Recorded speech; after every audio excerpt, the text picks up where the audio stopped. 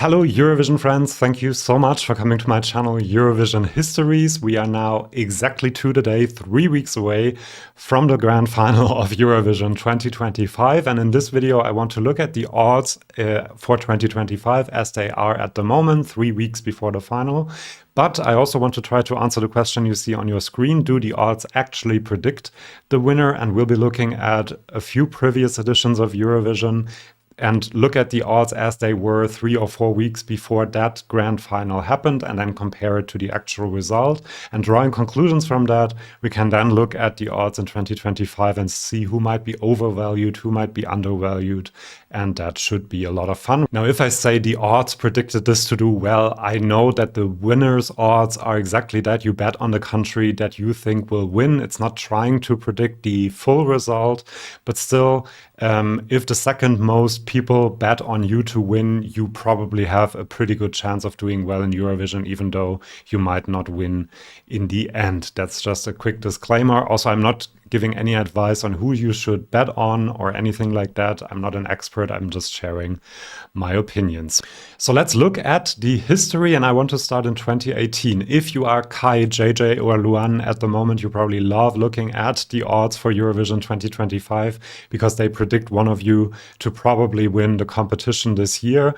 If you're in 14th, 15th, 16th position, you might be starting to lose a bit of hope to actually be able to win. However, you might want to look at 2018 because the odds were quite off in a few places that year. They did get the winner right. Israel and Netta was first in the odds 4 weeks before the grand final and then did manage to win, even though I think on the night Cyprus was actually leading the odds. So sometimes it can also be good to look at the odds before rehearsals start, because during rehearsals lots of changes happen that sometimes are a bit irrational, like just because Lazara had this big platform thing, she shot up the odds, but in the end we all know the result, that she didn't come close to winning Eurovision. In second place in 2018, we had Equinox for Bulgaria in the odds, who managed to come 14th only in Eurovision. And here I think we have one of the effects that I want to talk about.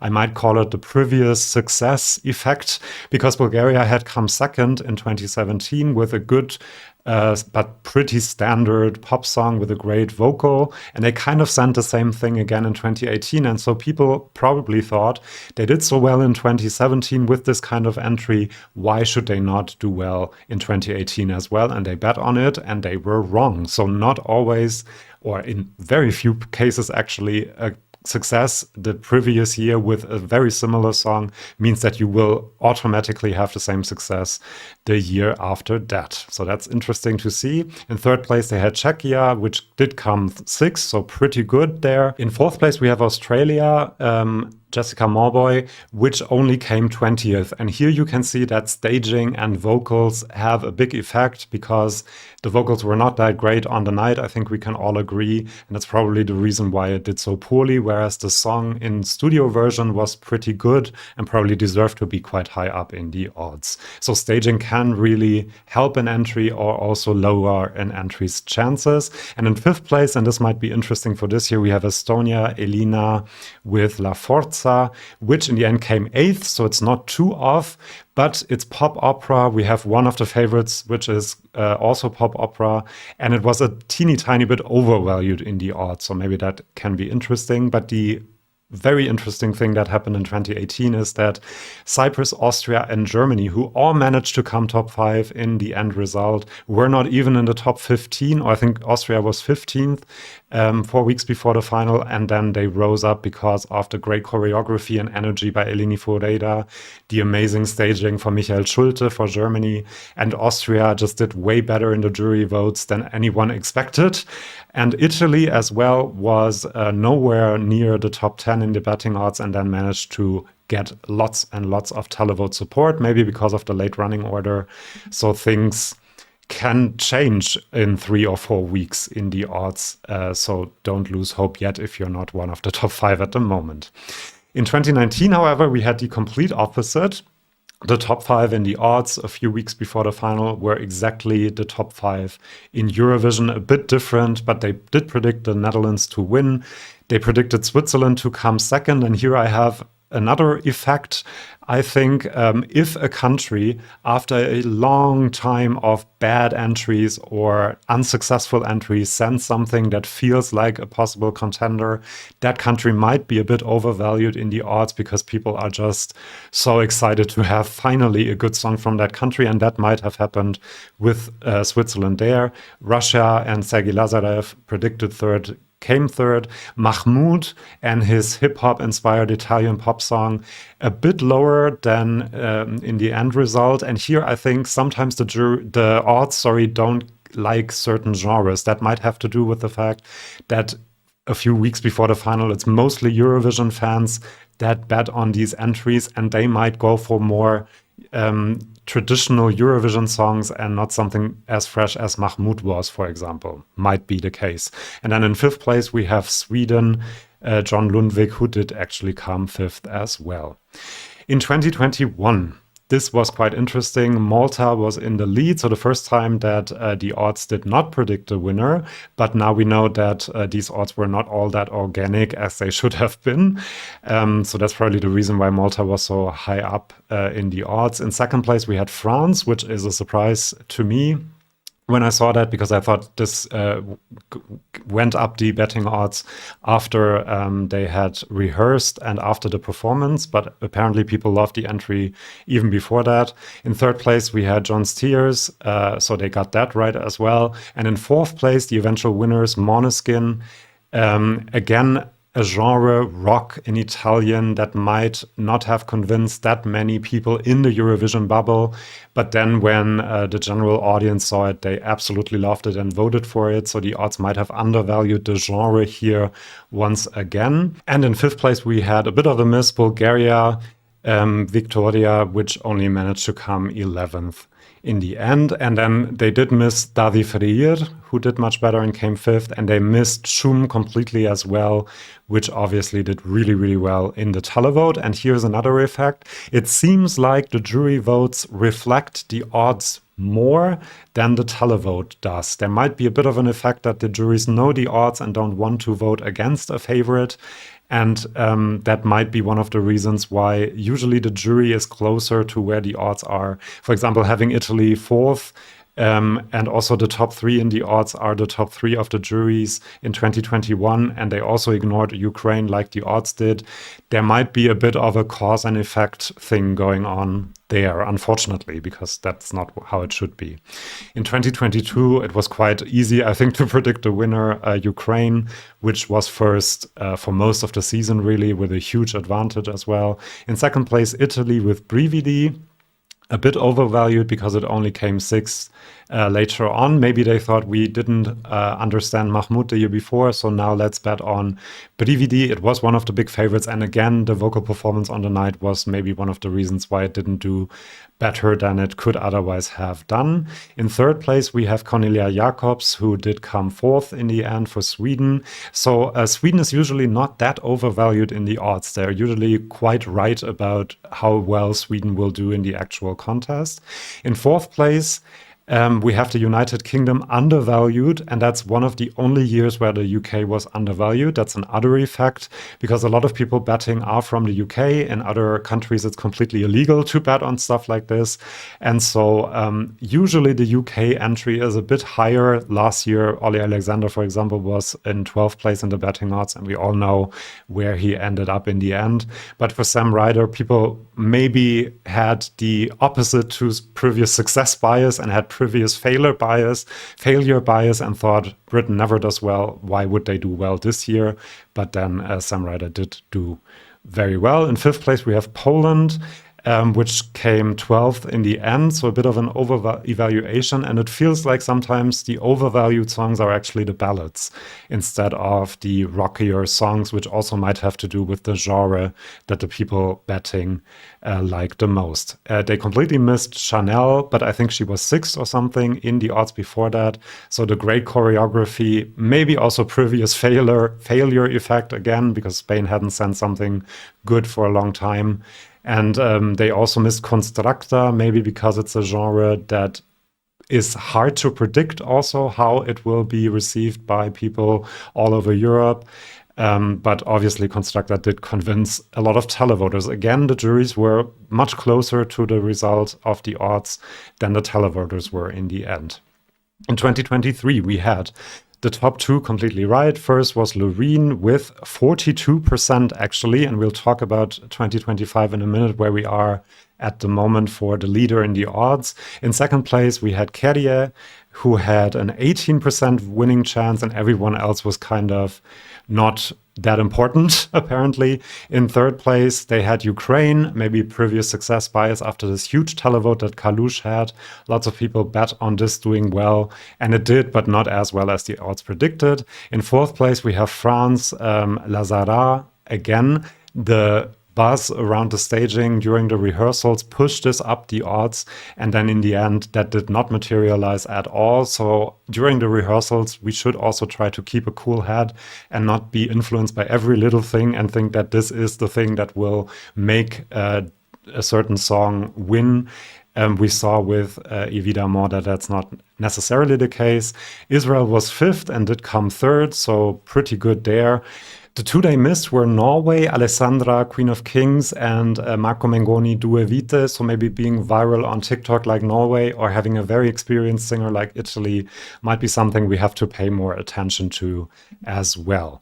And then 2024, last year, obviously, I was a bit surprised that Nemo was actually leading 4 weeks before the grand final. I thought it had been Baby Lasagna all along, but I think he took the lead during Eurovision week, during the rehearsals, and was actually in the lead during the grand final. But then we know what happened. The odds 4 weeks before were actually more correct than the odds a few days before. So they did predict Nemo to win. They did predict Baby Lasagna to come second, despite the genre maybe.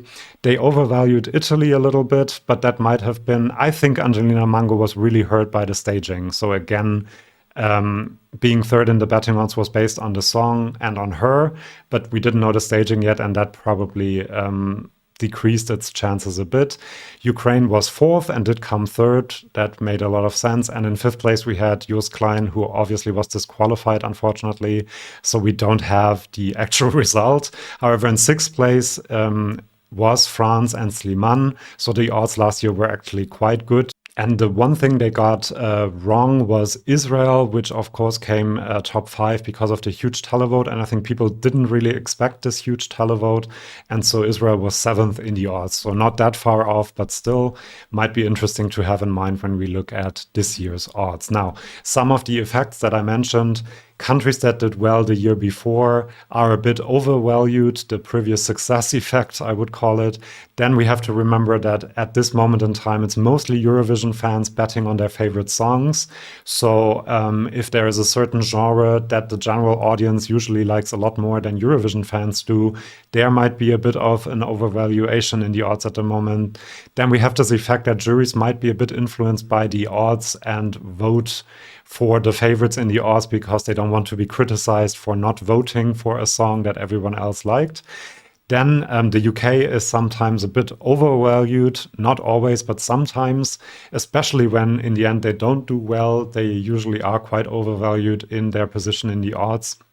And then we also saw that certain genres like rock or folkier entries, more traditional entries, are also a bit undervalued by the odds. So I looked at the last 8 years as well. And in these last 8 years, the odds got the winner right 3 or 4 weeks before the final 71% of the time. So they have a pretty good track record. So if you're Kai, you're probably very happy at the moment. And then the average top 5 they got correct is 62.5. So that's also not a bad track record at all. Now let's go to the odds as they are at the moment, as this is a video trying to tell you how the odds are in predicting the top 5 and the winner. I won't be talking about the lower positions all that much. I will do another odds update very soon and talk about each of the entries in a bit more detail. I'm again using the great website Eurovision World, of course. If you haven't checked it out, do that. It's a great, great website for Eurovision fans such as ourselves. Now, in the lowest position, we have Croatia, so there's no previous success effect here at all. Obviously, Baby Lasagna came second, but no one really has all that much faith in Croatia winning this year.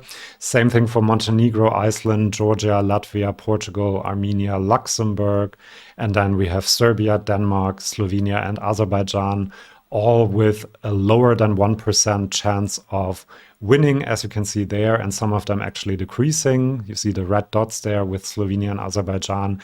And looking at these songs and entries, some of them might do better than they are here in the ranking, but I think it makes sense if you think about we are betting on the potential winner, that none of these songs really scream Eurovision winner at anyone, but maybe the stagings could change that later on. And then we have lots of countries that are very close together. I think around a 1% winning chance for example, Poland, for Spain, Lithuania, Germany, Norway, Australia, Greece, Ireland, San Marino, Switzerland, and Italy. I think ballots like Greece, Switzerland, and maybe also Italy might be a bit undervalued here.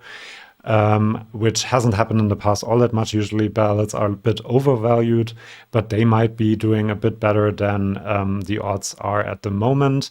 And then we have the United Kingdom, Remember Monday, and you remember I said that the UK is sometimes a bit overvalued. I hope this year they aren't, because I love the song. But 14th in the odds for this song is quite high, I have to say. Then we have Cyprus, not that high up, and here the staging might push it up quite a bit because it's supposed to be quite impactful, or maybe it doesn't work at all, and then Cyprus goes even lower. For Malta, we might remember that Alessandra was lower in the odds than the actual result, and Malta was also quite viral on TikTok, so maybe Malta is a bit undervalued here. I think Ukraine only 11th. It is not the kind of song that sounds like a Eurovision winner, I have to agree with that, but they will do better. And again, the odds here are not trying to predict the full result, but still, it's interesting to look at it. Albania, Shkodra Elektronika, and Germ. This might be the kind of genre that the general audience, or at least the people who televote, might even like more than Eurovision fans do, even though Eurovision fans love this entry. And so this might be a bit undervalued. Tommy Cash, Espresso Macchiato. I think there are more Eurovision fans that dislike this than people in the general audience. And so this might be a bit undervalued as well. For Belgium, I'm not sure why it's so high up in the winner's odds. I don't quite see this winning, especially because Cyprus is there stealing some votes from it probably. And Cyprus will probably maybe have a more impactful staging. So yeah, not quite sure why Belgium is so high. In 7th place, we have Finland, Erika Wigman with Ich komme, a song a lot of Eurovision fans like a lot. And we might have a bit of a previous success effect here because people still remember Kerja doing so well, like an out there Finnish entry, almost winning. And so maybe they are betting on this, but I also think she deserves a high position in the betting odds, as does Czechia. I think here people are becoming more and more convinced that the vocals, the staging will not be a big problem because he has performed the song perfectly every single time during the pre-parties. So not surprising that he has risen up the odds. For Israel, very hard to predict. I always say that, but I look at last year and I'm kind of predicting a similar result. And so having Israel 5th in the odds makes a lot of sense. Lower jury vote, higher televote, just like last year.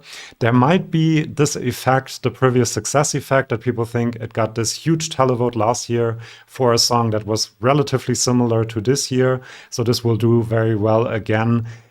Might be a fallacy, but might also be the truth. In this case, I can't really predict what is going to happen. Then in 4th place, the Netherlands, Claude and C'est la vie, which makes a lot of sense. It's a radio-friendly, catchy pop song with a great performer.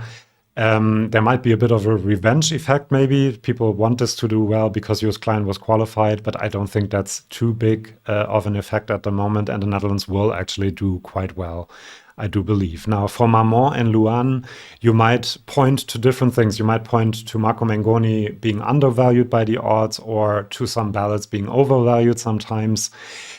Hard to say. I think it's right in third place at the moment. If the staging is out of this world and very well done and quite intimate as well, I think this could shoot up the odds and be a danger for Austria. Again, we don't know the staging here, so that might hurt it or help it in the end. Here we could say Elina from Estonia was a bit overvalued in the odds, but I don't think it's a very similar situation. But the percentages, and you already see the leader there, for Austria have gone down quite a bit recently, mostly because our leaders are Kai with Bada Bada Bastu. Might be a Sweden effect. People think that Sweden always does well and does bet on it, but we have seen that Sweden is usually not overvalued in the odds, and Kai is now getting close to where Loreen was. Loreen had 42% winning chance, and Kai now has a 39% winning chance, so quite a huge increase. I think this is also right where it is. There aren't too many effects going on. And if this stays number one in the odds, a fun entry that is also leading the odds, that might help it a lot in the juries and actually increase its winning chances even more. So if you are Kai, you can be quite happy with how the odds look at the moment, because the probability that they will actually win Eurovision is pretty high looking at the historic data which we looked at in this video. Thank you so much for watching. If you don't want to miss any of my future videos, predictions on who will win, lyric interpretations, lots of other fun things, then do subscribe to this channel, and then I might see you in my next video. See you then, and bye bye.